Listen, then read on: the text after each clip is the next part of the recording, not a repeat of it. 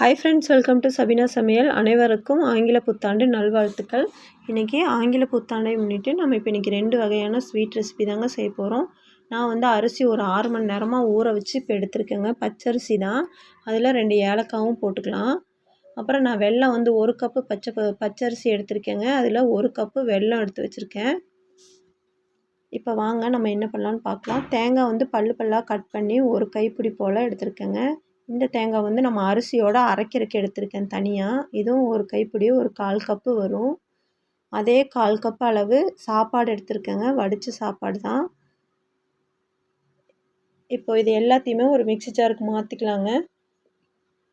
இதுக்கு ஜீரகம் வந்து ஒரு 1/2 டீஸ்பூன் எடுத்திருக்கேங்க.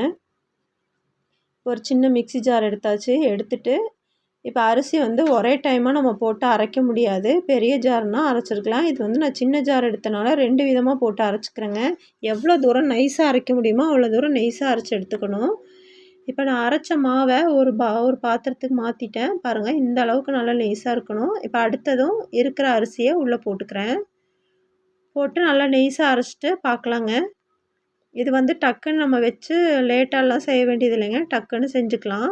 ஒரு 5 நிமிஷம் மட்டும் நம்ம வெயிட் பண்ணிவிட்டு அதுக்கப்புறம் செய்ய வேண்டியதுதான். ரொம்ப சூப்பராக இருக்குங்க. நீங்களும் இதை பிரேக்ஃபாஸ்ட்டுக்குனாலும் சாப்பிட்டுக்கலாம், இல்லைனா ஈவினிங் ஸ்நாக்ஸ்க்காகவும் சாப்பிட்டுக்கலாங்க. இப்போ வந்து பாருங்கள், மாவு இந்த பதத்துக்கு ரெடி ஆயிடுச்சு. 2 விதமாக நான் அரைச்சி எடுத்தாச்சுங்க. இப்போ வெல்லத்தை வந்து தண்ணியில் நம்ம நல்லா கரைச்சி மட்டும் எடுத்துக்கலாம். இப்போ வெல்லத்தை ஒரு பாத்திரத்தை மாற்றிட்டேன். ஒரு 1/4 கப்பு தண்ணி மட்டும் அதில் உள்ளே ஊற்றி நல்லா கரைச்சி எடுத்துக்கலாம். இப்போ பாருங்கள், வெல்லத்தை நல்லா நம்ம காய்ச்சி இப்போ எடுத்தாச்சு. இதை அரைச்சி எடுத்துக்கிறேன். ஏன்னா தூசியெல்லாம் இருக்கும் வெல்லத்தில். அதை அரைச்சி நம்ம வேறு ஒரு பாத்திரத்துக்கு மாற்றிக்கலாம். இப்போ ஒரு பேன் வச்சாச்சு. வச்சுட்டு ஒரு 3 டீஸ்பூன் போல் நெய் ஊற்றிருக்கேங்க. நெய் ஊற்றுறோன்னா அந்த தேங்காய் கட் பண்ணி வச்சுருக்கேன் இல்லைங்களா, பல்லாக அந்த தேங்காய் உள்ளே போட்டு நல்லா வறுத்துக்கலாம். நல்லா தேங்காய் கலர் மாறும் பாருங்கள், அந்த ஸ்டேஜ் வரைக்கும் வறுத்துக்கணும். இப்போ நல்லா பாருங்கள், இந்த அளவு இப்போ வறுத்தாச்சு. வறுத்ததை வந்து அப்படியே இந்த நெய்யோட இந்த மாவில் நம்ம கொட்டிக்கலாம்.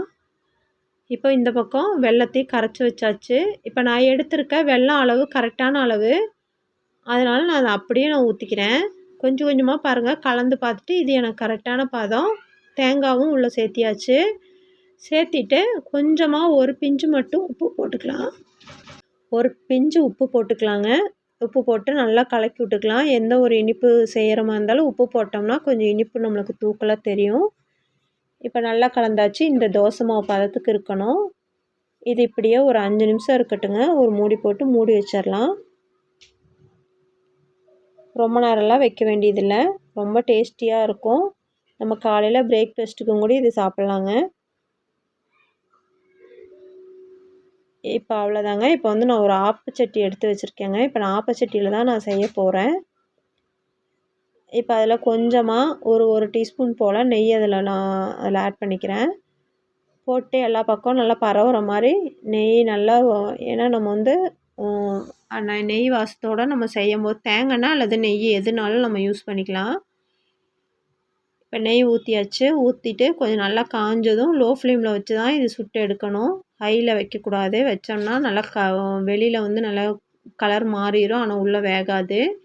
பாருங்கள், இப்போ நான் சின்ன கரண்டியில் தான் எடுத்திருக்கேன். ஒரு 3 கரண்டி மாவு ஊற்றியாச்சு. ஊற்றிட்டு நல்லா லோ ஃப்ளேமில் வச்சு மூடி போட்டு மூடி வச்சு ஒரு வேக வச்சு எடுத்துக்கலாங்க. செம்மையாக இருக்கும். நீங்களும் உங்கள் வீட்டில் இதே மாதிரி ட்ரை பண்ணி பாருங்கள். பார்த்துட்டு எப்படி இருந்துச்சுன்னு சொல்லுங்கள். இப்போ நல்லா வெந்துருச்சு. வெந்தோடனே பாருங்கள் ஃப்ரெண்ட்ஸ், பார்த்தாவே சூப்பராக இருக்கும். நல்லா பாருங்கள், வெளியில் நல்லா கிறிஸ்பியாகவும் உள்ளே நல்லா சாஃப்டாகவும் நம்மளுக்கு அப்போ சூப்பராக ரெடியாகி வந்துருச்சு.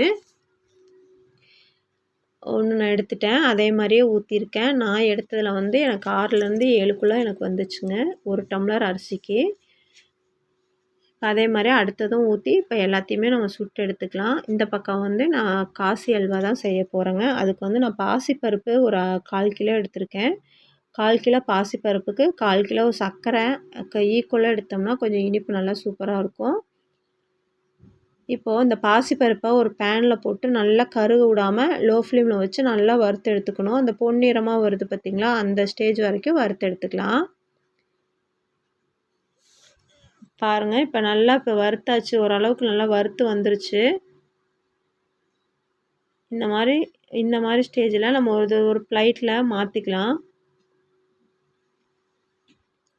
இப்போ வறுத்த பாசிப்பருப்பை ஒரு குக்கருக்கு மாற்றிட்டேன்.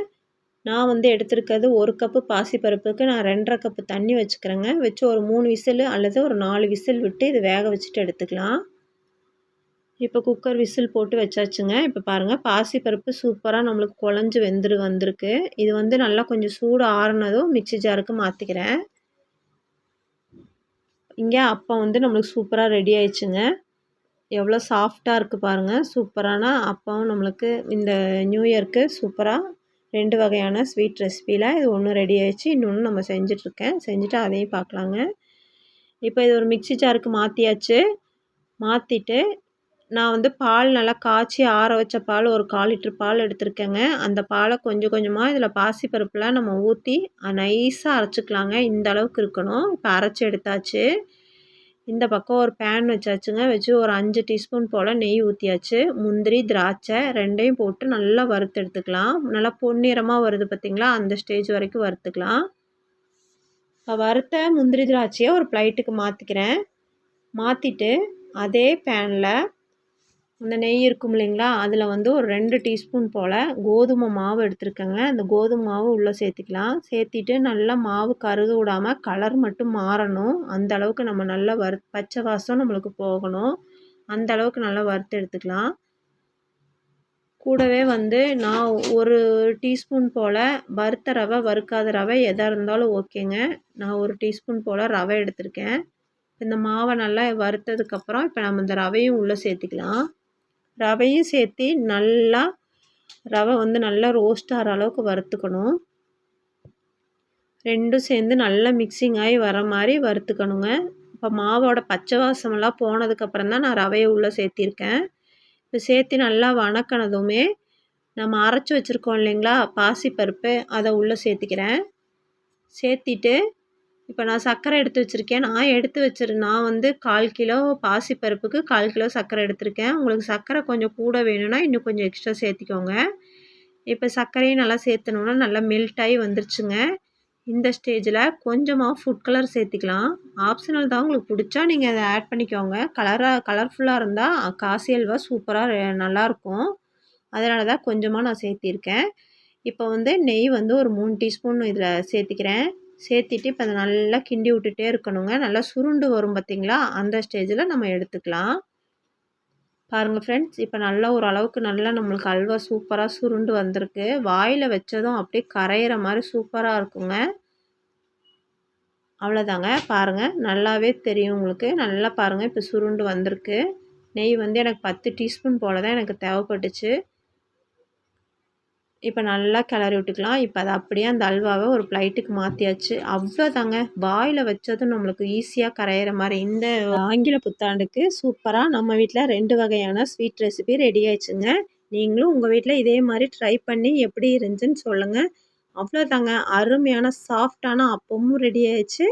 நம்மளுக்கு காசி அல்வா சூப்பராக ரெடி ஆயிடுச்சுங்க. வாயில் வச்சதுமே அல்வா அப்படியே கரைஞ்சிரும். அந்த அளவுக்கு நல்லா டேஸ்ட்டாகவும் சூப்பராகவும் ரெடி ஆயிடுச்சு.